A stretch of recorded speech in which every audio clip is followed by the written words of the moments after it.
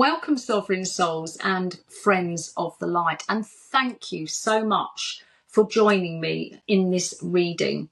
And we start the reading, we open the reading with this beautiful card, number 37, Sun Magic. And this card is beautiful because the light is already here. It's so bright, it's so powerful, it's glowing, it's alive, and you can feel how much it has to offer. There are flowers growing all around it. So this is life, it's growth, it's fertility and expansion. And that fox energy leaping across the top as well. So there's instinct here, intelligence here, a kind of knowing.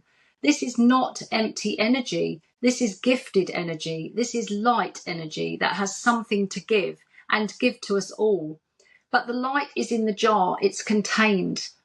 So the light is not absent, it is contained in the jar and it's being held in. It is being protected, maybe hidden a little bit, maybe saved for later, maybe not fully trusted yet.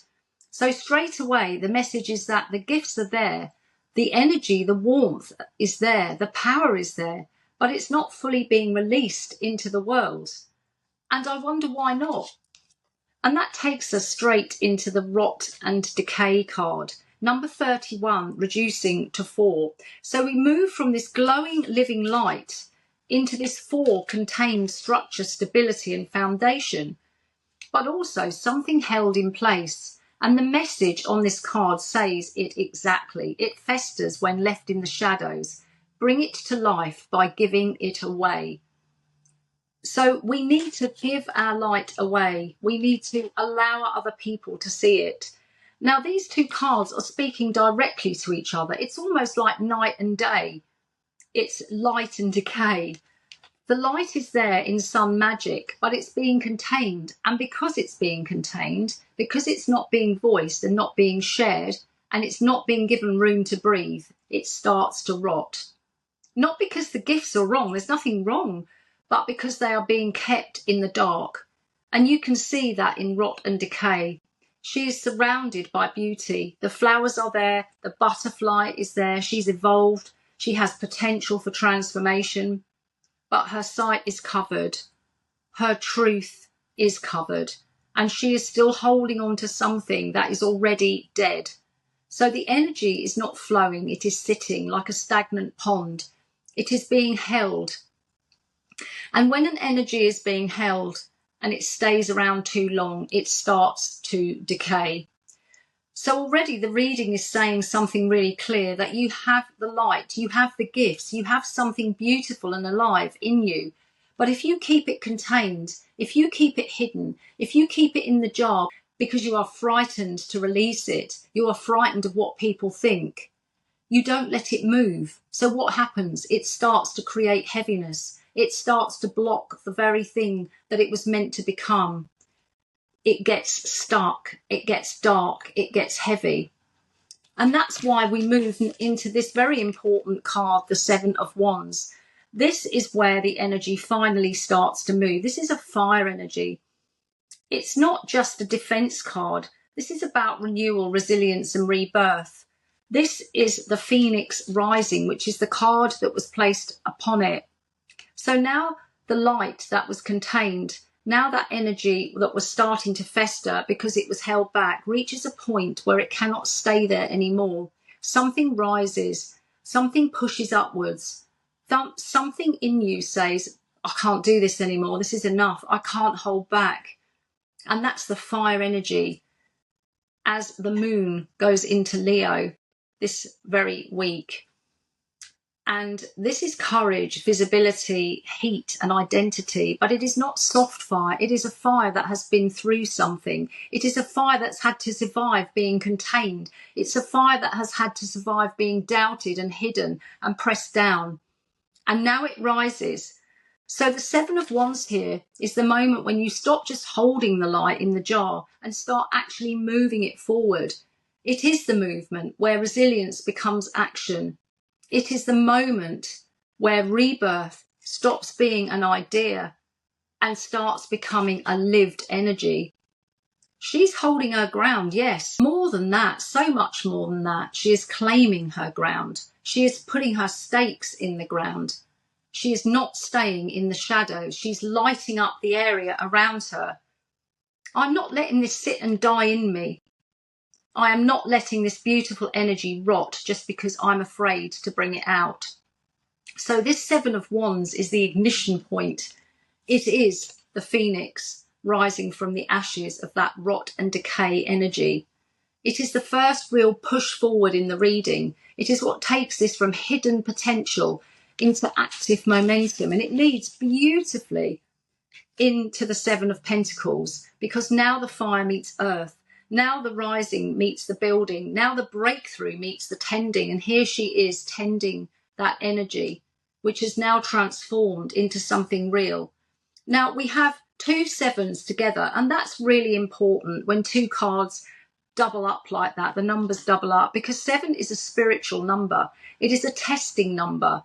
It is a pause point, an assessment point, a threshold. And when you get two sevens together, one in fire and one in earth, the message is that both your identity and your reality are being worked on at the same time.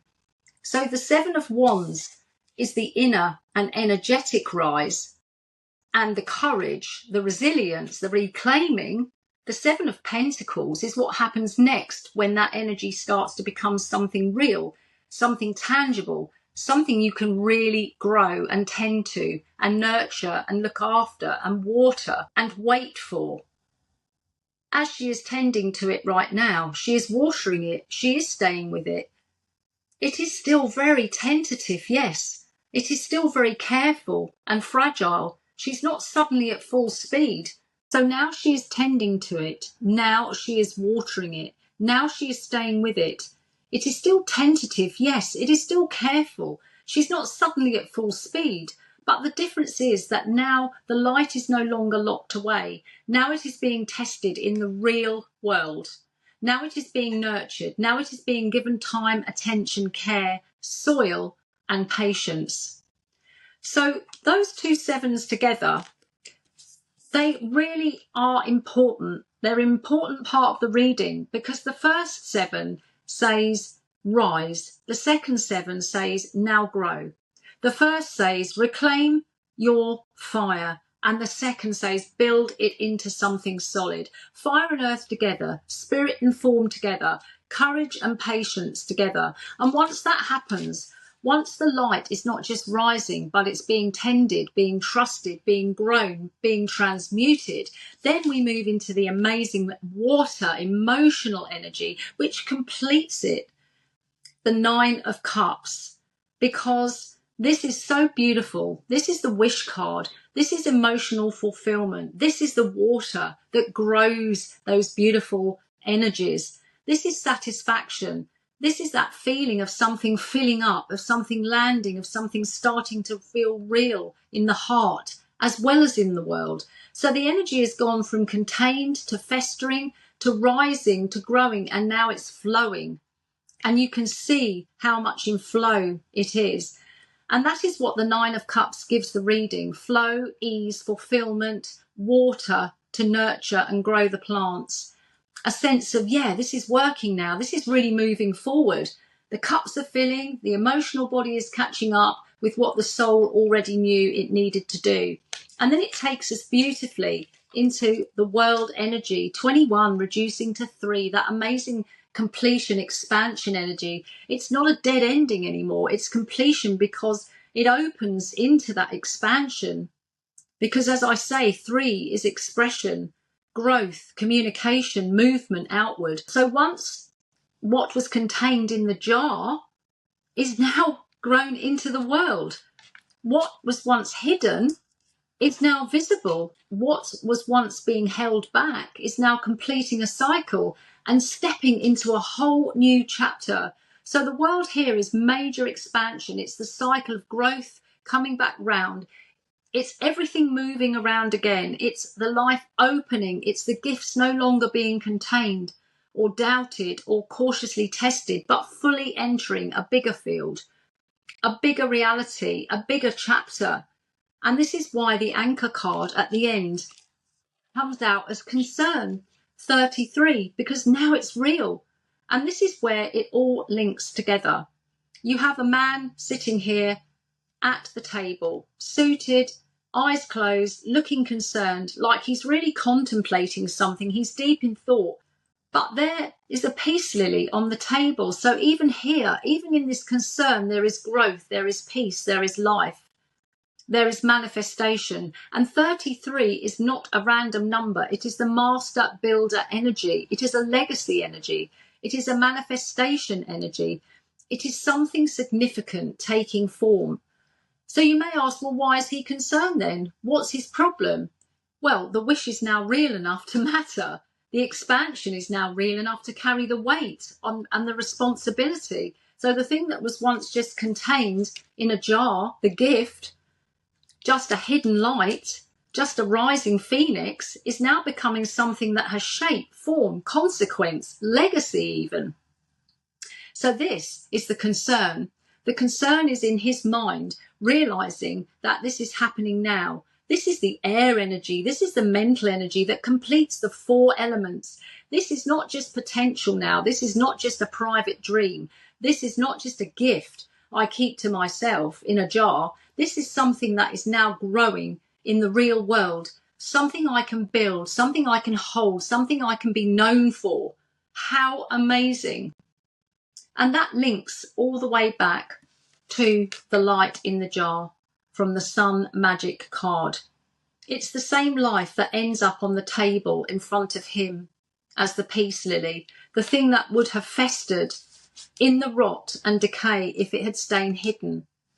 And now it's alive because it has finally been given away to the world to see. It's finally moved. It's finally been expressed. The phoenix in the 7 of Wands is the point where the whole story changed, because that is where the energy stopped sitting and stagnating and started rising. The 7 of Pentacles, that grounded energy, that rise into real growth, the way she lit the way around her.